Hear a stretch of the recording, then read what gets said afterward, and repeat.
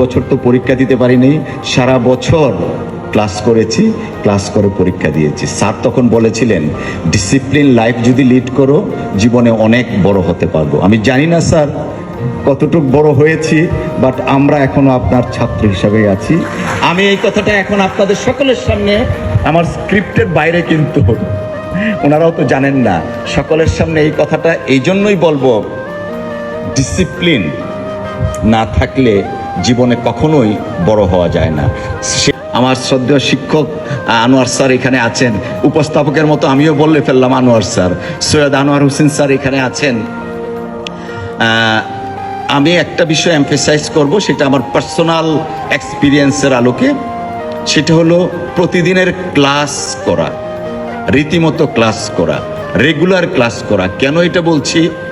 আমি honours final year যখন পরীক্ষা দিব, তখন সৈয়দ আনোয়ার হোসেন স্যার চেয়ারম্যান ছিলেন। তখন আমাদের ক্লাসের পার্সেন্টেজ গণনা করা হতো, কত পার্সেন্ট হলে পরীক্ষা দেওয়ার মতো কোয়ালিফিকেশন অর্জন করা হতো। আনফর্চুনেটলি বিভিন্ন কারণে আমার তখন কোয়ালিফিকেশনের জন্য যে ক্লাসের পার্সেন্টেজ প্রয়োজন ছিল সেটা ছিল না। আমাদের দেলোয়ার স্যার, উনিও হয়তো ভুলে গেছেন, উনি ছিলেন এটার কোঅর্ডিনেটর।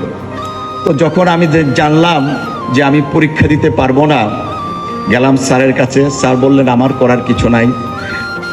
গেলাম চেয়ারম্যান স্যারের কাছে, চেয়ারম্যান স্যার বললেন যে আমি অ্যালাউ করব না তোমাকে।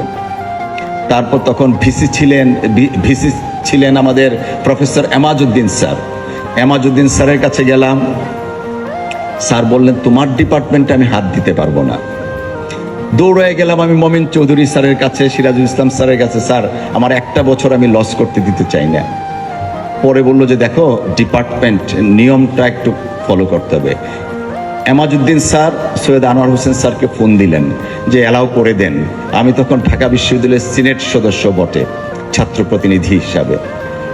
স্যার আমাকে ডেকে আনলেন, ডেকে এনে বললেন, হ্যাঁ হয়তোবা তোমাকে যদি অ্যালাউ করি, তোমার জীবনে কখনোই শিখবে না নিয়মানুবর্তিতা কী জিনিস। আমি চাই তুমি 1 বছর আবার ক্লাস করবে, ক্লাস করার পরে রেগুলার পরীক্ষা দিবে, দিয়ে পাশ করো। আমি আর একটা কথাও বলিনি। পরের বছর, ওই বছর তো পরীক্ষা দিতে পারিনি, সারা বছর ক্লাস করেছি, ক্লাস করে পরীক্ষা দিয়েছি। স্যার তখন বলেছিলেন, ডিসিপ্লিন লাইফ যদি লিড করো জীবনে অনেক বড় হতে পারবো। আমি জানি না স্যার কতটুকু বড় হয়েছি, বাট আমরা এখনো আপনার ছাত্র হিসাবেই আছি। আমি এই কথাটা এখন আপনাদের সকলের সামনে, আমার স্ক্রিপ্টের বাইরে কিন্তু, ওনারাও তো জানেন না, সকলের সামনে এই কথাটা এই জন্যই বলবো, ডিসিপ্লিন না থাকলে জীবনে কখনোই বড় হওয়া যায় না।